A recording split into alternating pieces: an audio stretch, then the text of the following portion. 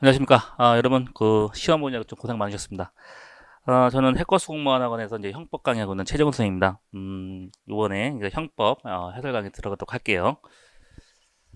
자, 우리 이제 이번 시험은 이제 저번 시험보다는 좀 쉽게, 좀 무난하게 출제됐기 때문에, 여러분이 문제 푸는데 좀 무리는 없을 거라 생각합니다. 자, 이제 들어갈게요. 자, 1번 들어갑니다. 자, 1번. 책임 능력에 대한 설명으로 옳지 않은 것 했죠. 1번은 이제 형사 미성년자는 책임 능력의 결여로 인해서 형사처벌 대상이 될 수는 없죠. 형사 미성년자는 벌하지 않기 때문에 형사 대상이 될 수는 없지만 소년법에 따라서 그 나이 정도에 따라서 그 보호 처분이 대상이 될 수 있는 거죠. 대상이 될 수 있다. 맞고. 자, 2번. 정신적 장애가 있는 자라 하더라도 범행 당시 정상적인 사물 변별 능력이나 의사결정 능력이 있었다면 심신장애를 볼 수 있다 없다? 심신장애를 볼 수 없다 보시겠죠. 맞고. 자, 3번. 심신장애 유무 및 정도의 판단은 무슨 판단이죠? 법률적 판단이죠. 이거를 이제 사실적 판단이나 하면 또 틀린 질문이 되겠는데, 이건 이제 법률적 판단, 법관이 판단하는 법률적 판단입니다. 그래서 반드시 전문 감정이나 의견에 기속되는 것은 아니고, 정신분열증의 경우에도 법원이 여러 사정을 종합해서 심신장애물 정도를 어떻게 한다? 독자적으로 판단할 수 있다는 얘기죠. 독자적으로 판단할 수 있다. 맞는 질문입니다. 자, 4번. 농아자 있죠? 농아자는 이제 전화 수학에 생각하시면 돼요. 듣는 거하고 말하는 거 없는 자. 농아자 같은 경우는 우리 이제 우리 형법 체계 형법의 선택 방법 형법은 이제 농아자고 형사 미성년 순수 생물학적 방법을 채택하고 있는 거예요. 순수 생물학적 방법이란 것은 14세 되지 아니한 자, 농아자는 형을 강경한다 이렇게 나오죠. 자, 형사 미성년자 벌어졌는데 문제는 농아자는 순수 생물학적 방법을 채택하고 있기 때문에 행위 당시에 뭐 사물 변별 능력이나 이에 따른 행위 통제 능력 이거 불문하고 무조건 형을 감경해야 됩니다. 형을 감경하지 않는다니까 4번이 틀린 질문이 됩니다. 자, 2번 들어가겠습니다. 실행의 착수에 대한 설명 중 옳지 않은 것 됐죠? 자, 1번. 주거 침입죄 시행 착수 시기는 구성요건 일부를 실현하는 행위 요구된 것이 아니고 법률의 실현을 이르는 자 현실적인 위험성을 포함하는 행위를 개시할 때 이때 시행착수 인정되죠. 우리가 기준점은 이거예요. 실행착수 그 기준점은 법익 침해 전 단계는 아니고 법익 침해 직접적인 전 단계. 직접적인 전 단계라는 것은 현실적으로 위험을 내포하는 행위를 개시할 때, 즉 직접 전 단계에 뭐가 인정된다? 시행착수 불과다. 맞고. 자, 2번. 부동산의 이중양도에 있어서 매도인이 계약금만 받았죠. 계약금만 지급받고 중도금 수령한 바 없어요. 중도금을 수령한 바 없다. 그럼 부동산 이중매매에서는 이제 부동산 같은 경우는 중도금을 지급할 때 이때부터 등기를 넘겨야 할 협력금을 이때부터 시행착수가 인정됩니다. 그래서 중도금을 수령한 바 없다면 아직까지 시행착수를 볼 수는 없다. 변제 시행착수를 볼 수는 없다. 맞고. 자, 3번. 주간에 주거에 침입하여 야간에 절도를 범한 경우 주거 침입을 할 때는 야간 중 절도 시행착수 볼 수 있는 것이 타당하다. 자, 문제는 야간 주거 침입 절도했을 때 주거 침입하고 절도, 자, 주거 침입이 야간이고 절도도 야간이어야지만 야간 주거 침입 절도가 성립이 돼요. 근데 여기 뭐예요? 주간에 주거에 침입하여 한 것은 야간 주거 침입 절도가 될 수는 없는 거죠. 침입을 볼 수 없는데 보는 타당하다니까 3번이 틀린 질문이 되겠고. 자, 4번. 소매치기가 피해자의 상의 호주머니 금품을 훔치려고 그 호주머니를 뻗어서 그 겉을 더듬은 때. 그럼 더듬었다는 얘기는 지갑을 만약에 직접적인 전 단계죠. 그죠? 직접적인 전 단계이기 때문에 시행착수 인정됩니다. 절도의 시행착수 해당이 상당하다. 맞습니다. 자, 3번 들어갑니다.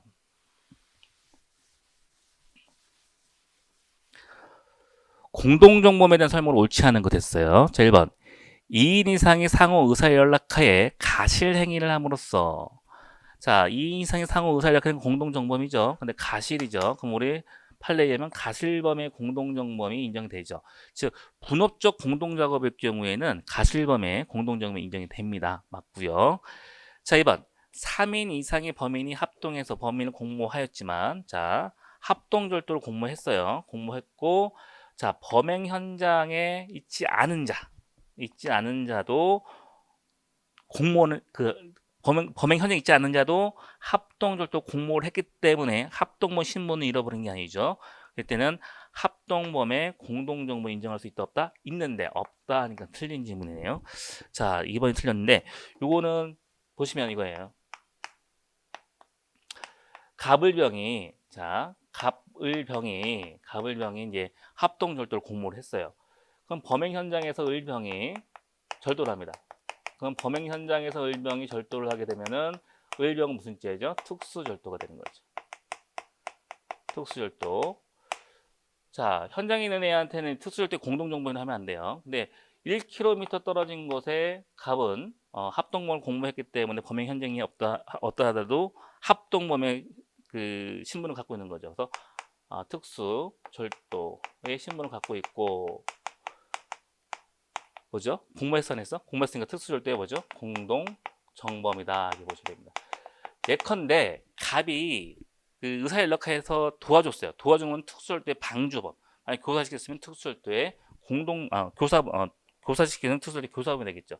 자, 특수 붙이면서 뭐뭐의 공동정범이다 하는 것은 얘는 어디서 가담한 애다? 외부에서 가담한 애구나 하는 거죠. 외부에서. 자, 외부에 있는 애한테 이렇게 특수가 되려면 또 하나 알아둘 거는 범행 현장에 범인이 몇 명 이상? 2인 이상이 있어야지만 된다는 뜻이에요. 자, 그러면 공모에서는 특수를 때 공동을 인정할 수 있는데 없다는 게 틀렸고. 자, 3번. 결과적 가중범의 공동정범은 공동에서 상해 의사가 있으면 성립하고 그 결과 공동을 의사는 필요는 없다. 예컨대 상해치사 봅시다. 자, 상해치사할 때 상해는 이제 기본 범죄죠. 치사, 이건 중앙 결과입니다. 결과적 가중은 공동정범이 되려면 기본 범죄는 필히 뭐가 있어야 돼요? 공모는 있어야 돼요. 공모 있어야 됩니다. 하지만 중앙 결과는 공모 필요 있다 없다? 공모 필요가 없고 뭐만 있으면 됩니까? 예견 가능성만 있으면 되는 거예요. 예컨대 중앙 결과 치사까지 공모를 하게 되면 뭘까요? 이때는 상해치사가 아니라 이때는 살인죄가 되겠죠. 그래서 결과적 가중범은 기본 범죄는 필히 공모는 해야 되고 중앙 결과, 자 중앙 결과 공모할 필요는 없죠. 그래서 결과적 가중 공동정범 행위를 공동할 의사가 있으면 되고 그 결과를 공동 의사까지는 필요하지 않다. 뭐만 있으면 된다? 예견 가능성만 있으면 된다는 얘기죠. 자, 4번 들어갑니다. 공모자가 공모의 주도적으로. 자, 주동자죠. 자, 우리가 이제 그 판례는 공모 공동정범이 인정되죠. 그럼 공모 공동정범 현장이 없다 하더라도 주동자야. 주동자면은 전체 사건을 다 파악하고 지배할 수 있는 사람이에요.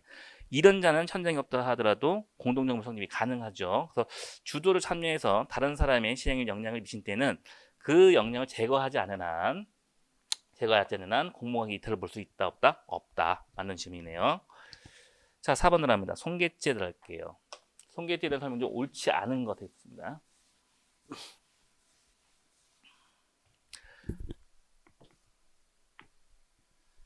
자, 1번. 재건축 사업으로 철거 예정이고 그 입주자들이 모두 이사하여 아무도 거주하던 채 비어있는 아파트. 자, 요 비어있는 아파트라 하더라도 뭐 철거 대상이 돼서 뭐 재물에 그 권리가 묻어 있을 수 있기 때문에 재산적 이용 가치가 있는 것이죠.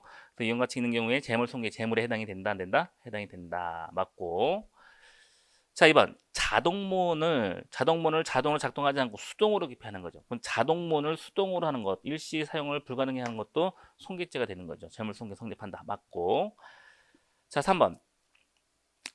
홍보를 위해서 1층 로비에 설치해둔 홍보용 배너와 거치대를 훼손 없이 그 장소 제거하여 컨테이너로 된 창고로 옮겨 놓아 사용할 수 없게 했다면 그 재물 흉을 하는 행위에 해당된다. 즉 뭐냐면 홍보를 위해서 했던 얘기는 이걸 사용했다는 재산적 가치가 사용했다는 의사가 묻어 있는 거잖아요. 의사가 묻어 있는 것을 창고에 숨겨놓은 것은 쓰지 못했기 때문에 효용을 했기 때문에 효용을 해야 한 쓰지 못한 행위에 해당이 된다. 맞고.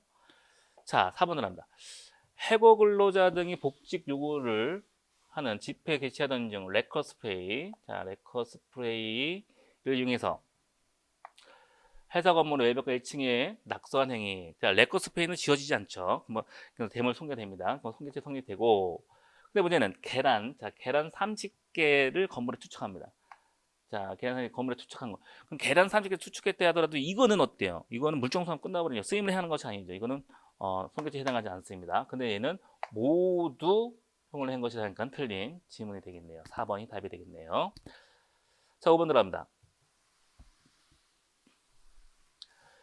자, 의료행위에 있어서 가실 여부에 대한 설명 옳은 것 됐죠. 자, 선생님 그 가실범 설명 우리 기본 강의 때 가실범 할 때 요새 그 학계에서 형법 학계에서 이슈가 되는 게 의료 가실 사고예요. 의료 가실, 의료 가호 사건인데 그래서 이거 나올 거다 이렇게 판단했는데 이번에 좀 나왔네요. 자, 5번에 의료행위에 있어서 가실 여부에 대한 설명을 옳은 것은 했어요. 자, 1번. 의사가 자신의 환자에 대해서 다른 의사를 지휘감독하는 지위에 있어요. 전문의가 있고 뭐 수련의가 있다 합시다. 지휘감독 지위에 있다 하더라도 그 영역이 다른 의사에 전적으로 위임된 경우에 전적으로 위임된 거 전적으로 그건 신뢰원칙상 경우라도 다른 의사의 의료 행위에 대해서 적절한 것인지 확인하고 감독할 주무가 있다 없다? 없다. 전적으로 수평적 분업이기 때문에 의사 대 의사잖아요. 넘겨줬기 때문에 전적으로 위임한 거기 때문에 이거를 일일이 뭐 확인하고 주의문은 없다 봐야 됩니다. 주의문이 있다 하니까 틀린 질문이 되겠네요. 자, 2번. 이것도 딱 보니까 이제 수평적 분업, 신뢰원칙 적용됐죠. 자, 내과 의사, 신경과 전문의, 의사 대 의사죠. 상호 신뢰하면 되는 거죠. 그럼 의사는 신경과 전문의를 신뢰하면 된다, 안 된다? 신뢰하면 되는 거죠. 그죠? 그래서 신경과 전문의 협의 진료 결과를 신뢰하여 뇌혈관 계통의 질환의 가능성을 배제하고 피해자 증세 호전에 따라서 퇴원 조치한 경우 이때 피해자 지주막 출혈을 발견하지 못한 데에 대한 업무상 가실이 인정된다. 자, 내과 의사는 신경 전문의 말을 믿고 했기 때문에 자기 뭐 신경과 영역을 제외하고 자기 내과 영역 진료만 했다면 이때는 가시 인정되지 않습니다. 신뢰원칙이 적용돼서 가시 인정되지 않습니다. 인정된다 하니까 이거 틀렸고. 자, 3번 들어갑니다. 자, 의료인이 가실 유무를 판단함에서는 같은 업무와 직무에 종사하는 일반적 보통인의 주의무를 기준으로 판단하죠. 맞죠? 일반적 보통입니다. 자, 근데 문제는 의료사고 발생이 됐으면 의사들 중심으로 주인을 판단하고 만약에 우리 여기 반에서 의사 가실 사고 우리 반에서 가실 사고 발생되면 여러분이 일반인이 되는 거죠. 마찬가지 일반인 중에 주인을 표준하되 문제는 그 집단에서 특수한 지식을 갖고 있는 자가 있겠죠. 중학교 3학년인데 초등학교 1학년 지식을 갖고 있는 자가 있을 수 있어요. 그럼 그런 특수한 지식을 갖고 있는 것은 고려해야 된다는 얘기다. 고려해야 된다는 얘기죠. 그래서 이때 사고 당시의 일반적 의학 수준과 의료 환경 등은 고려 대상이 되어야 한다는 거죠. 고려하면 안 된다면 틀린 의미입니다. 그럼 고려돼야 한다니까 맞는 지문이 되네요. 3번 맞고. 자, 4번. 의사는 적절한 진료 방법을 선택할 상당한 범위의 재량을 갖고 있는 것이어서 어떤 진료를 선택하더라도 진료 결과를 놓고 어느 하나만이 정당하고 이에 다른 조치를 취한 것에 가시 있다 할 수는 없다. 자, 그 어떠한 진료 방법을 선택하더라는 게 아니죠. 최대한의 그 종합적으로 볼 때 가장 그 효율적인 방법을 채택을 하는 거고 또 진료 결과만 보고 나서 인간관계를 논한 게 아니죠. 그래서 어떤 진료 행위를 선택하더라도 결과를 놓고 어느 하나만이 정당하고 다른 조치를 취하지 않은 것에 대해서 가시 있다 볼 수는 있다. 즉 여러 가지 종합적으로 했는데 어느 하나만 이게 정당하다고 주장하는 건 안 된다는 얘기죠. 그래서 있다 할 수는 가실이 있는데 없다는 게 틀린 질문이 되겠네요. 자, 6번 들어갑니다.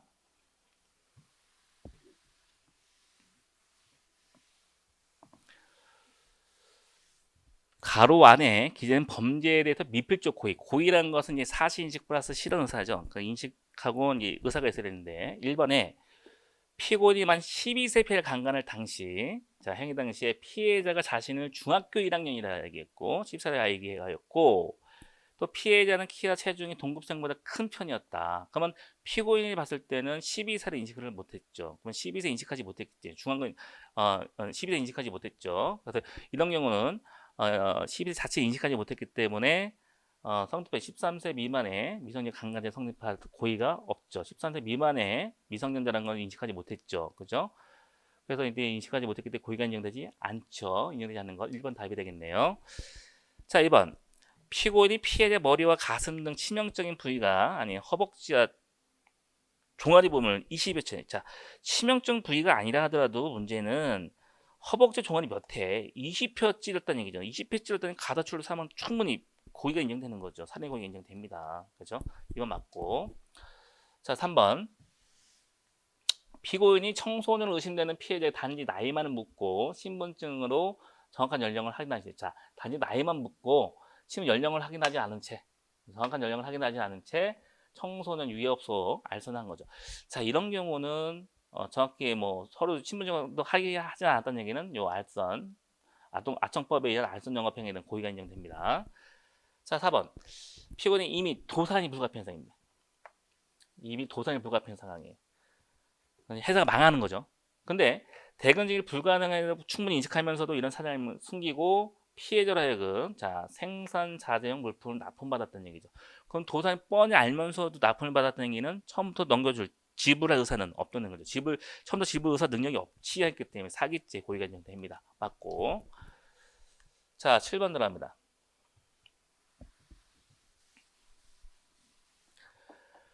자기는 물론 1번 자기는 물론이고 부작위한 종범도 성립할 수 있죠. 부작위한 방조 가능 불가능? 가능하죠. 부작위로 법률을 도와줄 수 있다 없다? 있다. 경찰관이 소매치를 딱 보면서 잡아야 되는데 잡지 않고 가만히 지켜보고 있는 거예요. 그러면 절도를 도와주고 부작위 가만히 서 있는 태도로 부작위로 법률을 도와주고 있죠. 그럼 부작위 방조 가능해요. 단 뭐가 있어야 된다? 보증인 지위가 있어야 돼요. 경찰관하고 피해자는 법령상 보증인 지위가 있는 거죠. 경찰관은. 자, 근데 문제는 여기서 보니까 정범이 자기인 경우에 부작위한 방조에게 보증인 지위가 있어야 되는데 보증인 지위가 인정되지 않으면 어떻게 되는 거예요? 부작위한 방조 성립할 수 없다 봐야 되죠. 맞는 질문이죠. 만약 오늘 제가 해설강의 끝나고 나서 집에 가는데 지하철에서 만약에 소매치기를 봤어요. 근데 귀찮아서 뭐 얘기도 안 해. 지켜보고 있는 거죠. 그럼 부작위로 절전 도와주고 있죠. 부작위 방조 행위는 했지만 문제는 나하고 피해자는 어떤 법령, 계약, 뭐 조리, 선행 이런 보증지위가 없어요. 그럼 부작위 성립할 수는 없다 봐야 되죠. 그래서 보증지위가 인정되지 않으면 부작위 종범이 성립하지 않는다. 맞고. 자, 2번 들어간다. 종범이 성립하기 위해서는 방조자에게 자신이 피방조자의 범죄 실행을 방조한 점에 대한 고의, 피방조자, 정범에 대한 고의와 또 피방조 행위가 구성요건 실현하는 고의, 즉 방조할 때는요 도와준다는 고의와 정범이 기수범으로 나갈 것이라는 고의, 두 가지 고의가 동시에 태어나는 거죠. 그 얘기를 하는 겁니다. 맞고. 자, 3번. 정범이 강도 예비를 할 때 방조 행위를 행해졌고 그 후에 정범이 강도 행위 착수하지 못했다면 방조자는 종범 처벌된다. 자, 우리가 이제 그 방조범이라는 것은 범죄 결이 갖고 있는 걸 도와주는 거죠. 도와줬다 하더라도 문제는 방조범이 성립이 되려면 정범의 시행착수가 있어야 된다. 정범 시행착수 필히 있어야 되는 거야. 시행착수가 없는 예비 단계에서는 방조 성립할 수가 없어요. 즉 예비의 종범은 있을 수 있다 없다. 있을 수 없는데 처벌된다는 게 틀린 지문이죠. 옳지 않은 거 3번이네요. 자, 4번. 간호보존의 무면허 진료행 진료 행위는 후에 의사가 진료부에 기재하는 행위는 무면허 의료행위 방조에 해당이 된다. 자, 이게 뭐냐면 이 출제 포인트는 이거예요. 우리가 여러분 뭐 다 이제 풀어 보셨겠지만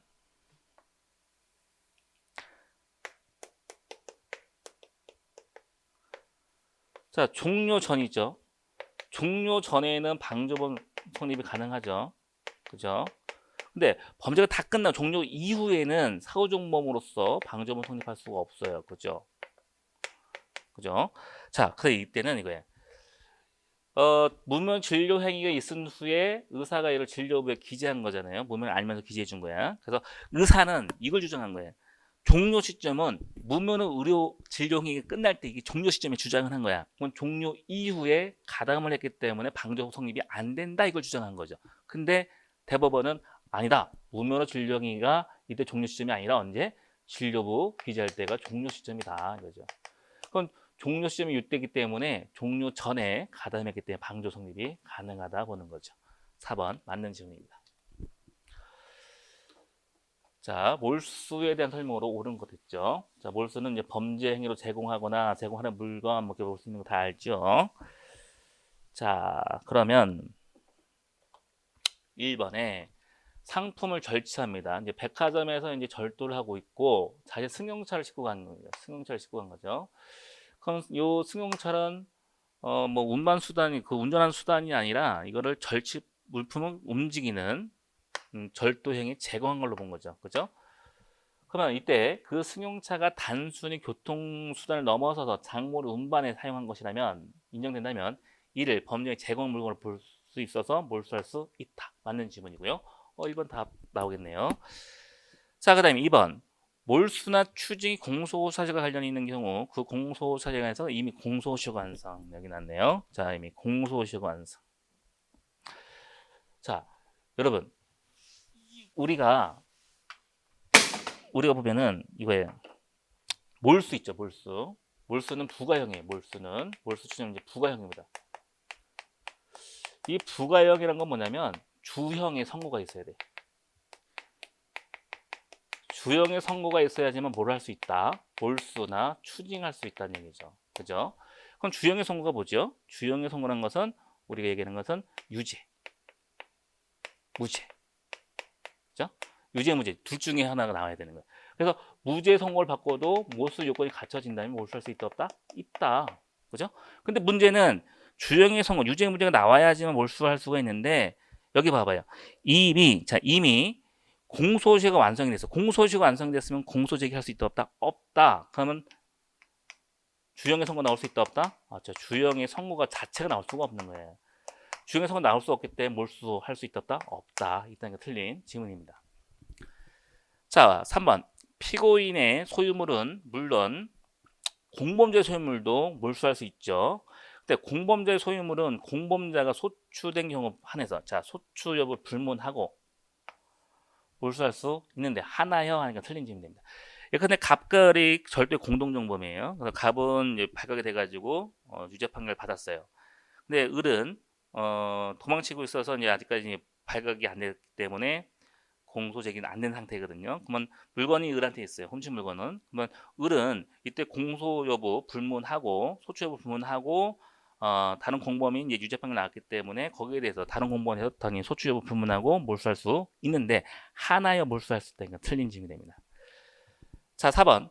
집행을 종료함으로써 효력을 상실한 압수수색 영장에 기해서 다시 압수수색을 실시하면서 몰수 대상을 압수한 경우 이때는 압수 자체가 위법이죠. 자, 압수 자체가 위법하다 하더라도 문제는 몰수 요건이 갖춰지면 범죄행위 제공한 것은 압수 절차가 위법하더라도 범죄행위 제공한 거면 몰수할 수 있기 때문에 이때 압수 자체가 위법하다 하더라도 압수물의 몰수 역시 효력이 없다? 아니죠. 몰수에 대해서는 효력이 인정이 되는데 없다니까 틀린 질문이 되겠네요.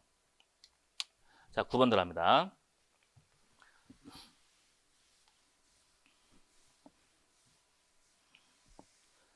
자, 범죄 유형. 범죄 유형에 대한 설명으로 옳지 않은 것 됐어요. 자, 1번 내란죄. 자, 내란죄는 여기 이제 친절한 설명 나왔죠. 다수인이 한 집안 평온을 해할 정도의 폭동을 했을 때 당연히 이때부터 구성요건이 충족이 되죠. 그럼 요 폭동을 해서 한 집안 평온을 했을 때 이제 내란죄 되고 그 위법성이 계속 유지가 되는 거죠. 그죠? 계속 유지가 되는 거죠. 그래서 뭘로 봐야 된다? 상태범으로 보아야 한다. 맞는 질문입니다. 자, 그 다음에 2번. 폭력 행위 등 처벌에 관한 법률 제4조 소위 단체 등의 조직죄는 같은 법에 규정된 범죄를 목적으로 한 단체 또는 집단을 구성함으로써 즉시 성립하고 자, 조직하자마자 바로 성립하는 뭐야? 즉시 성립하는 즉시범으로 봐야겠죠. 그죠? 즉시범이다. 계속범이 아니다. 맞고. 자, 3번. 직무유기. 자, 직무유기는 직무를 수행하지 아니한 위법한 부적의 상태가 계속되는 한 가불적 위법 상태에 계속 존재한다고 할 것이므로 즉시범이라 볼 수 없다. 직무유기라면 그 위법성이 계속 유지가 된다는 얘기예요. 즉시범이라 볼 수는 없다. 맞고. 4번. 군형법 제79조에 규정된 무단이탈죄는 허가 없이 근무장소 또는 지정장소 이탈, 일시 이탈했죠. 이탈하자마자 바로 성립하는 범죄죠. 그죠? 그게는 행위는 지속된다는 해서 계속범이다. 계속범이 아니죠. 일탈하자 바로 성립하는 겁니다. 계속범이 될 수는 없고 답은 4번이 답이 되겠네요. 10번 들어갑니다. 쟁의행위에 대한 설명으로 옳은 거 됐어요. 쟁의행위가 추구하는 목적 중 일부가 정당하지 못한 경우 주된 목적 내지 주된 목적 주된 목적 내지 진정한 목적을 기준으로 해서 그 정당성 여부를 판단한다. 맞는 질문이죠. 자, 여러분 이거 어떤 거를 좀 많이 봤냐면 여러분이 이거예요. 정당한 요구사항, 정당한 요구사항, 정당한 요구사항, 부당한 요구사항이 있어요. 자, 만약에 근로자 측에서 이제 경영자 측한테 이제 정당한 요구사항을 했어요. 뭐 심야 근로하면 안 된다, 법정 시간 근로 지켜라, 막 이렇게 정당한 요구사항을 했어. 그럼 정당 요구사항을 했는데도 그게 간철이 안 되네. 그럼 당연히 뭐 해야 되죠? 당연히 쟁의 행위를 해야 돼요. 자, 그러면 이거예요. 자, 보세요. 만약에 정당한 요구사항, 정당한 요구사항, 정당해서 부당한 요구사항이 있는데 부당한 요구사항을 뺐어요. 부당한 요구사항을 뺐으면 뭐만 남죠? 정당한 요구사항만 남아요. 그죠? 정당한 요구사항만 남아요. 근데 만약에 이게 간철이 안 되면 당연히 쟁의 행위를 해야 되는 애에 쟁의 행위를 해야 하죠. 그죠? 근데 만약에 쟁의 행위를 하지 않으면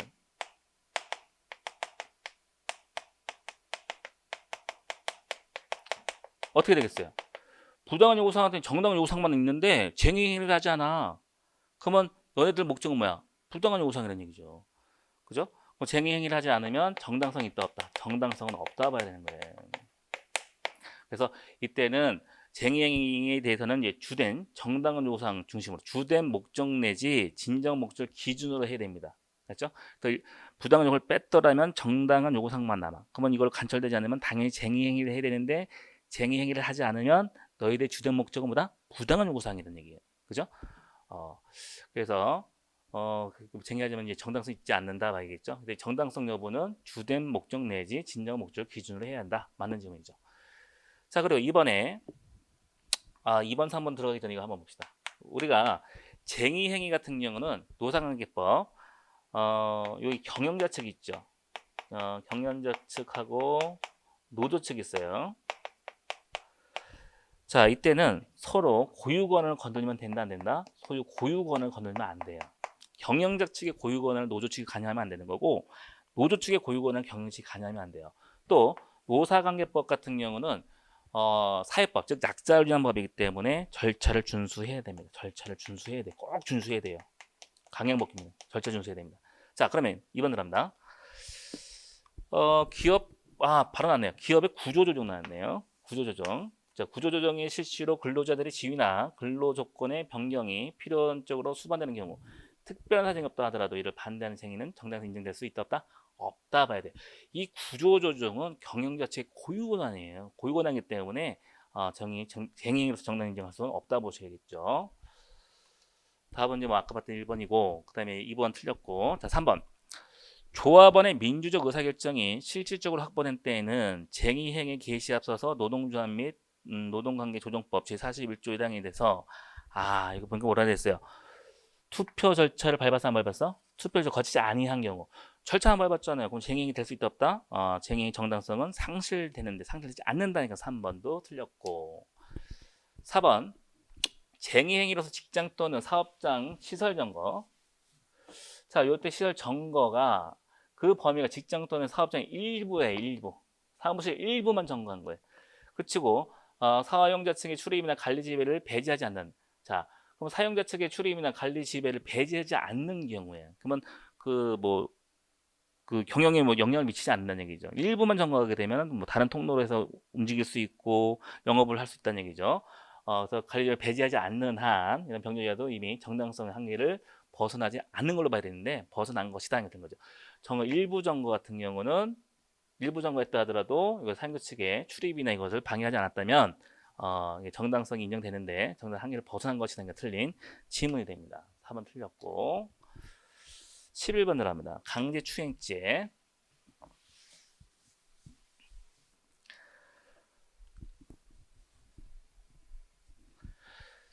옳지 않은 것 했네요. 1번 엘리베이터 안에서 피해자를 칼로 위협하여 자신의 실력으로 지배해 둔 다음에 칼로 위협했죠. 그 다음에 자기에서 자유행위를 보여줬네요. 그럼 당연히 뭐죠? 강제추행죄입니다. 해당이 됐고 맞고 자 2번 강제추행죄는 폭행 자체 추행이라 인정된 경우도 포함되죠. 이 경우 폭행은 반드시 상대방 의사를 억압할 정도를 요하지 않고 그죠? 상대방 의사에 반한 유형력 행사했으면 그 힘에 대해서 강행 불문한다. 자 우리가 이제 그 강간한 강제추행죄는 반항불가나 현재 곤란 정도까지 빠뜨리는 게 그 폭행인지 원칙인데, 폭행 자체가 추행일 경우는요. 자, 폭행 자체가 추행일 경우에는 반항불가까지 가지 않고 상대방의 의사에 반하면 족하다는 얘기예요. 그리고 잘 봐요.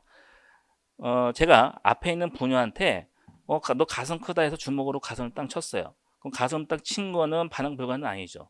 그죠? 그냥 반항불가는 아니지만 폭행 자체가 추행인 거야. 반항불가 되지 않더라도 그 사람의 의사에 반하잖아요. 그죠? 그리고 또 그 반항을 억압할 정도로 요하지 않고 맞고, 또 상대 의사에 반하는 유형의 해석이 있으면 되죠. 그것도 힘의 대소강령 불문한다. 이 힘의 대소강령 불문하는 건 뭐냐면, 선생님이 지금 주먹을 쳤죠. 그게 아니라 앞에 있는 분한테 너 가슴 크다 해서 요 손가락을 쑥 눌러봐요. 쑥 눌렀을 때도 어떻게 돼요? 힘의 대소강령 불문하고 터치했을 때 당연히 뭐가 되죠? 강제추행죄 인정되죠. 그래서 대소강령 불문한다. 맞는 질문입니다. 3번. 밤에 혼자 걸어가는 피해자 17살 추행의 고의로 뒤따라 가다가 갑자기 껴안으려 했으나 피해자가 뒤돌아서 소리치는 바람에 몸을 껴안는 행위를 이리 못했죠. 자, 그 피해자 팔이 피해자 몸에 닿지 않았다는 거예요. 그럼 껴안으려 했을 때, 자, 껴안으려고 딱 팔을 뻗었죠. 껴안으려고 했을 때 뭐가 인정되죠? 실행에 착수가 인정됩니다. 그리고 뭐 몸에 닿지 않았죠? 그렇죠? 몸에 닿지 않다는 건 뭐지? 강제추행의 미수에 해당하지 않는다 하니까 3번이 틀린 질문 되겠네요. 자, 4번. 강제추행 성립에 필요 주관적 요건은 성적 자극, 흥문, 동기나 목적이 있어야 하는 것은 동기나 목적은 필요하지 않는다. 그렇죠? 맞고. 자, 12번 들어갑니다. 교통방해죄.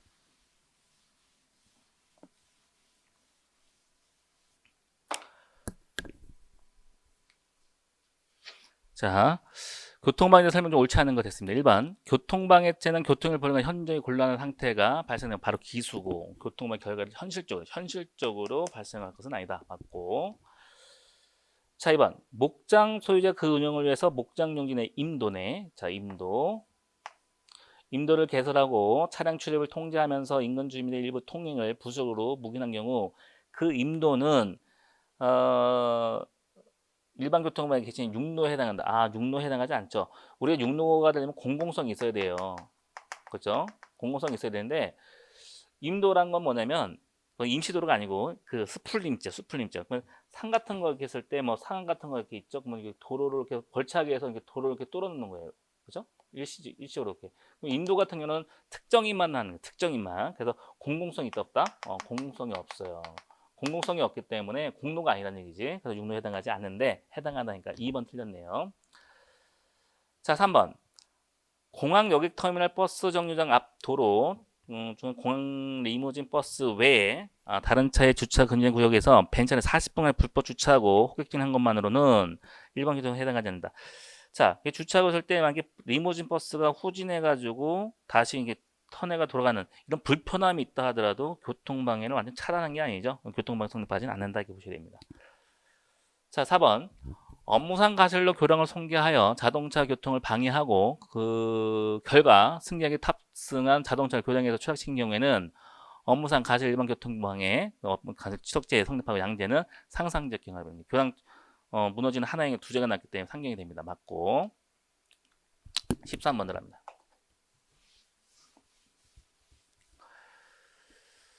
제3범죄와 관련된 다음 문장에서 가로 안에 어느 것도 들어갈 수 없는 제명을 했죠. 자, 기억 봅시다. 피해자를 살해한 방에서 사망한 자 곁에 4시간 30분 있다가 그곳에 자취방에 열려있던 피해자를 소각하는 물건 있죠. 자, 사망한 자의 물건 점유가 인정되죠. 우리 판례에 의하면. 그래서 몰래 가져가면 절도죄가 성립되죠. 인정돼서 절도죄를 구성한다. 맞고. 절도를 구성하고요. 자, 니은. 점원에게 금고 열쇠 오토를 맡기고 그럼 부탁 있어요, 없어요? 부탁 있죠. 부탁 있네. 부탁 있고 금고 안에 돈을 배달 가스 등을 지급하고 지시 후 외출할 점원을 금고 안을 꺼내갔죠. 부탁을 받고 나서 도주했으면, 현금을 꺼내고 도주했으면 부탁 받았죠. 그러면 뭐가 되죠? 횡령죄가 되는 거죠. 그죠? 자, 디귿. 다른 사람이 PC방에 두고 간 핸드폰을 PC방 주인, 관리자가 아닌 제3자 취득했죠. 그러면 타인 소유인 건 확실하고, 그다음에 PC방에 놓고 간 핸드폰이면 피해자가 이걸 자기 물건이 어딘지 몰랐다 하더라도 1은 그거는 관리자, PC방 주인의 점유가 인정되죠. 그래서 제3자는 타인 소유, PC방 주인의 점유, 타인 점유로서 몰래 가져가면 절도죄가 성립되죠. 자, 리를 봅시다. 개주가 개원들로부터 월불 모두 징수했어요. 모두 징수하게 되면 이제 타인의 사무처 되겠고, 불구하고 정당 사유 없이 이를 지정계획에 태우지 않으면 개원 입장에서는 또 개인용도 돈을 개금을 다 소비하라는 권리 주지 않고 당연히 손해 발생되죠. 당연히 뭐다? 배임죄를 구성합니다. 자, 미음 자기 명의 은행계좌 착오로 송금된, 자, 착오로 송금된 돈 있죠? 이거는 타인 소유 자기 주임으로써 이거를 임의로 사용하게 되면 뭐다? 횡령죄를 구성한다 봐야 됩니다. 없는 것은 점유이탈물 횡령죄가 제명이 없죠. 자, 14번 들어갑니다. 유기죄에 대한 설명으로 옳지 않은 것 됐어요. 1번 사실혼 관계에 있는 사람들 사이에서 유기죄가 성립하기 위해서는 단순히 동거 또는 간헐적 정교만 있던 사정만은 부족하고 그 당사자 혼인 의사가 있고 사용하는 혼인 사용 실체가 존재해야지만 되고 맞고. 자, 2번 수혈의 최선의 방법이라는 의사의 권유에도 불구하고 어머니가 유기죄는 이제 법률상 계약상 보험이 있는 자만이 한정되겠죠. 어머니가 이제 법률상 개념이 되는 거죠. 종교 신념을 이유로 사망 이유를 예견하고 어머니의 딸은 법률상 관계가 있죠. 그럼 도와줄 줄 도와주지 않으면서 거머서 딸이 사망하게 됐던 유기 치사죄가 성립됩니다. 맞고. 자, 3번 유기죄가 성립하기 위해서는 행위자가 요부조자 도움을 받을 자에 대한 보호 책임 발생 원인이 된 사실을 존재하는 것을 인식하고 이에 대한 부정행위를 해태하는 인식이 필요한다. 맞고. 고의가 당연히 있어야겠죠. 자, 4번 보시면 자신이 주점으로 손님으로 갔죠. 그럼 주점 주인과 손님이죠. 그러면 부차적인 계약에 의해서 보험의자가 되는데, 자, 주점이 손님으로 와서 술 동안 한 끼도 먹지 않은 채 계속 술을 마시고 만증폐를 방치해서 저체온증으로 사망한 경우, 이때 주점 주인과 손님 사이는 부차적 계약상 돈을 부조자가 되기 때문에 유기죄 성립하지 않는다니까 4번이 틀렸고. 자, 15번 들어갑니다. 재형법정주에 대한 설명을 옳지 않는 것 됐어요. 자, 1번 위임 입법은 수권범위를 처벌 행위 어떤 것을 예측할 수 있고 당연히 예측할 수 있고 구체적으로 정하고, 그리고 형벌의 종류 또는 그 형벌에 관해서 형벌의 종류, 그 다음에 상한과 폭, 이것도 정확하게 명확하게 해야 되는 것을 전제한다. 맞는 질문입니다. 자, 2번 법규범의 문헌은 어느 정도 가치 개념을 포함할 수 없지만 가급적 일반이 알 수 있는 일반적이고 규범적 개념을 사용해야 됩니다. 사용하지 않는 것이 바람직하다는 의미에서, 자, 명확성 원칙은 기본적으로 최대한의 명확성을 요구하는 것이다. 기본적으로 최대한의 명확한 게 아니라 최소한으로 명확해야 되죠. 최소한으로 명확하면 되는 거죠. 그죠? 최소한의 명확성을 요구하는 것으로 볼 수 있다. 그래서 최대한 명확성을 요구하는 거, 이게 틀린 질문입니다. 그래서 자, 법규의 문헌은 자, 우리 법 규정이 있죠. 이건 문헌은 어느 정도 가치 개념을 포함할 수밖에 없어요. 그렇죠? 의미 부여를 하면서 법관이 해석도 해야 되는 거고. 그래서 가급적 일반적 규범적 개념을 사용하지 않는 것이 바람직하다는 의미에서 명확성 원칙이라는 것은 기본적으로 뭐야? 최소한의 명확성만 가져주면 되는 거죠. 최소한의 명확성을 요구하는 것이다. 최대한이니까 틀린 질문이 되겠네요.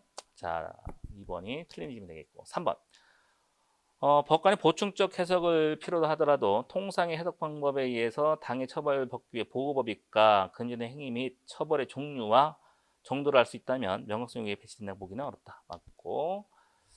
4번에 보시면 법률의 시행령이 형사처벌에 관한 사항을 규정하면서 법률 명책 위임 범위를 벗어나고 처벌 대상을 확장했으면 재형법정지에 어긋난다. 맞는 질문이죠.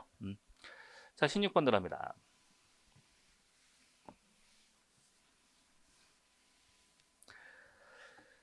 자, 문서죄에 대한 설명이죠. 자, 문서죄. 자, 들어갑니다. 1번 위조의 요건을 구비한 이상 그 명인이 허무인, 이생 존재하지 허무인이거나 문서의 작성이 이미 사망한 자의 문서도 공공의 신용을 깨뜨릴 수 있기 때문에 문서 이제 성립하죠. 자, 이는 공문서, 사문서 경우에도 마찬가지다. 맞는 질문이고요.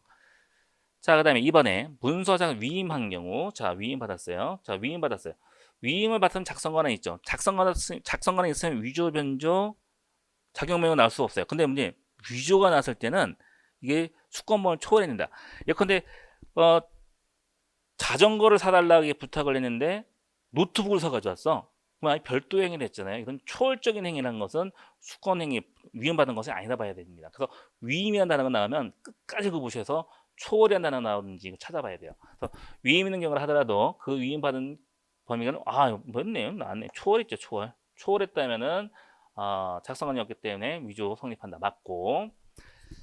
자, 3번에 타인의 대표자 또는 대리자가 그 대표 또는 대리 명의로 문서를 작성 권한이 갖고 있는 경우 그 지위를 남용해서 자기 또는 제3자가 이익을 도모할 목적으로 문서를 작성했다 하더라도 자격무용은 성립하지는 않는다.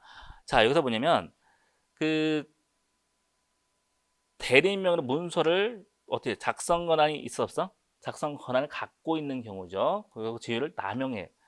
그러면 위임을 받다 남용했을 때는 작성 권한이 있다 없다? 작성 권한이 있다는 얘기죠. 즉 뭐냐면 노트북을 사들 남용이라는 개념이 이거예요. 여기 1번처럼 아까 2번처럼 초월한다는 게 아니라 남용이라는 것은 그 노트북을 사달는데 넷북을 사가지고 온 거야. 성질이 비슷한 거죠. 조금 남용한 거야. 그러면 그 수권범위 내에 있는 거기 때문에 작성권이 있는 거예요. 그래서 작성권이 있기 때문에 위조, 변조, 작용명은 알 수가 없어요. 그래서 이때 작용명은 어떻게 하는 거죠? 작성권은 없는 자가 자기 명의로 문서하는 거예요. 그럼 작성권은 없는 자가 하는 거죠. 그럼 작성권이 있기 때문에 작용무형은 나올 수 있다 없다? 성립하지 않는다. 맞고. 4번 불실의 사실이 기재된 공정증서. 여기 났네. 바로 정본이죠. 공정증서 원본만 가능합니다. 정본은 여기 원본에 포함되지 않기 때문에 해당하지 않는데 해당한다니까 4번이 틀린 질문이 되겠네요. 17번을 합니다.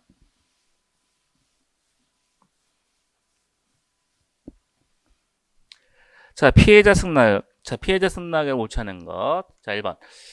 피해자 승낙을 구조를 보게 되면 자, 피해자 승낙은 갑이 을이 있을 때 피해자 승낙은 진정한 의사를 전달해야 돼요. 진정한 의사를 전달해야 됩니다. 그래서 기망 돼 안 돼? 안 되고 강박에 의해서 승낙받는 건 안 돼요. 그리고 얘는 두 번째 이제 자유로운 승낙 얘기에서는 개인적 법인만 가능하죠. 그죠? 자, 1번에 피무고죄 승낙을 받아서 허위 사실을 기재한 고소장에서 수사기관에서 무고죄죠. 자, 여기는 그 승낙을 받았다 하더라도 무고죄는 무슨 법이에요? 국가적 법이죠. 국가적 법이. 국가적 법이 포함되는데 안 되는 거죠. 피해자는 처분해서 개인적 법이면 가능해요. 생명을 제외한 개인적 법이면 가능해요. 국가적 법익은 승낙받다 하더라도 범죄성이 영향이 없어요. 처벌할 수 있는데 처벌할 수 없다 하니까 1번 바로 답 나오네요. 자, 2번 사무소 유전은 공정증서 업무 불시의 성립 이후.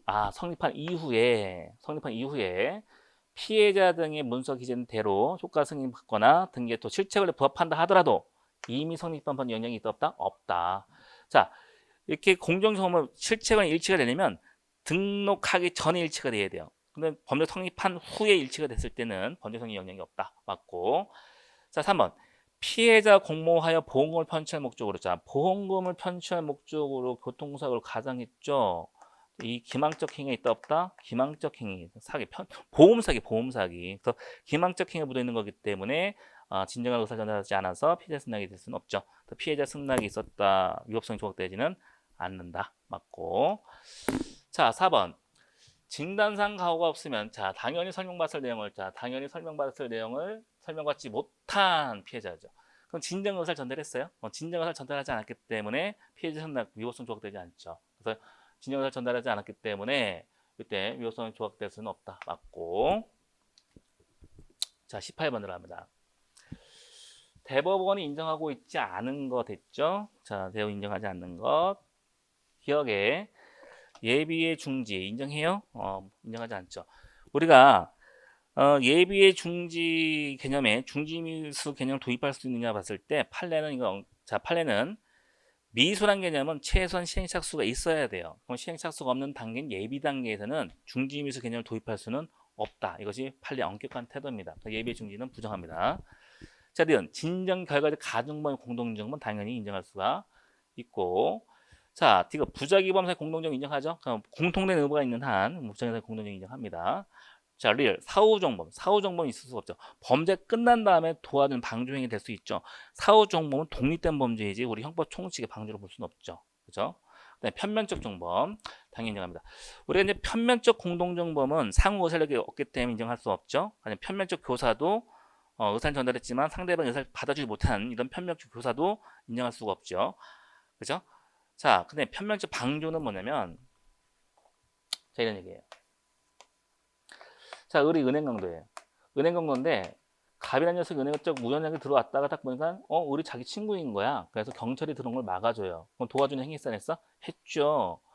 근데 도와주는 행위를 했는데 정범 을이 갑이 자기 자신을 도와준 걸 몰라요. 이런 걸 편면적 방조예요. 그래서 편면적 방조를 하더라도 갑은 도와주는 행위를 했기 때문에 종범으로 처벌합니다. 되겠고 비읍 예비의 공동정범 인정돼야 안 돼? 안 되죠. 예비의 공동정범 인정되죠. 하지만 예비의 방조는 있을 수는 없지만 성립할 수 없지만 예비 단계에선 공동정범이 성립이 가능합니다. 자, 그래서 인정되지 않는 것은 기억, 리을 1번입니다. 자, 19번 들어갑니다. 자, 19번 보시면 다음은 옳은 것 했어요.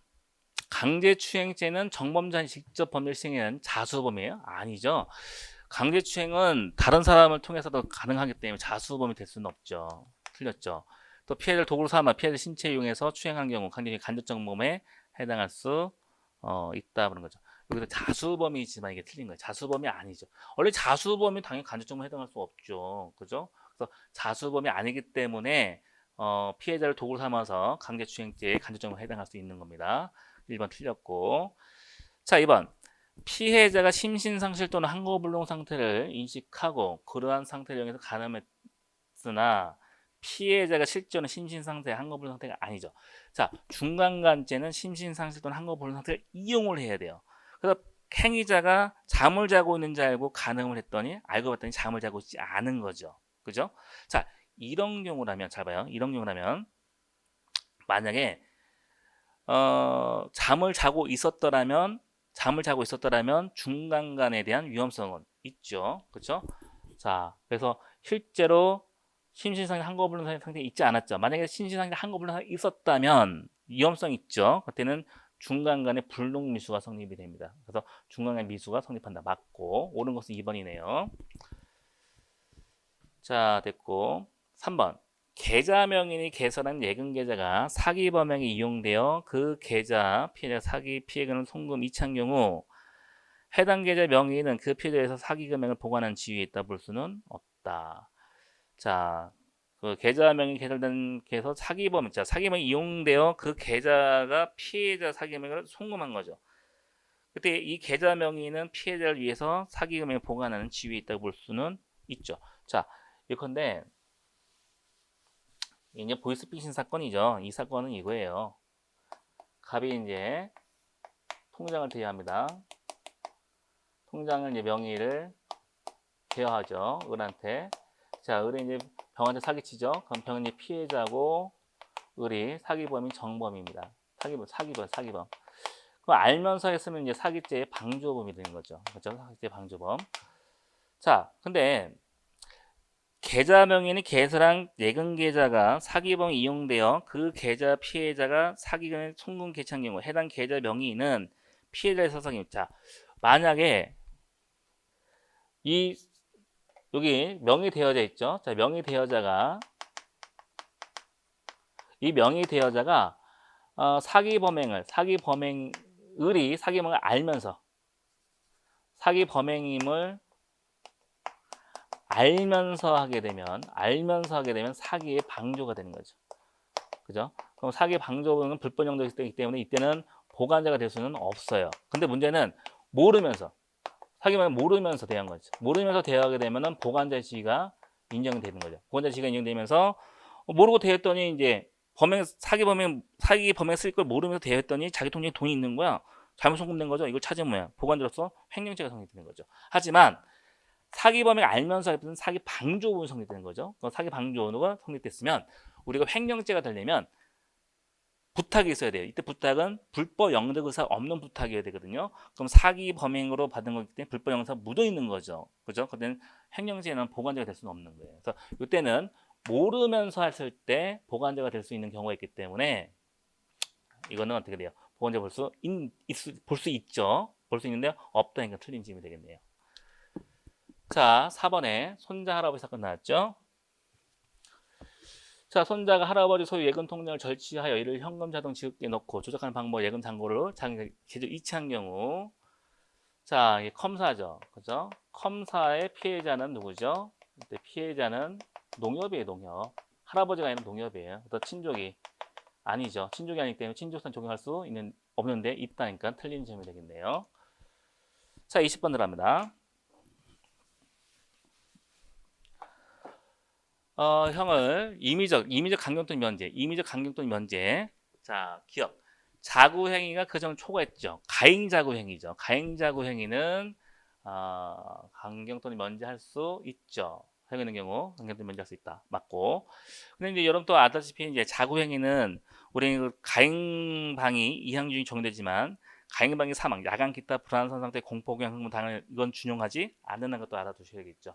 이거는 순수하게 가행 자구 행위로서 형을 강경 또는 면제할 수 있고 맞고.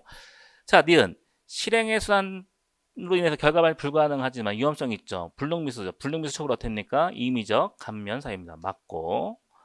디귿 직계율적 배우자 동거지원 동거지원 재물 절취한 경우는 동동과 급의 직배 형면제죠. 형면제만 되는데 임의적 강경이 아니죠.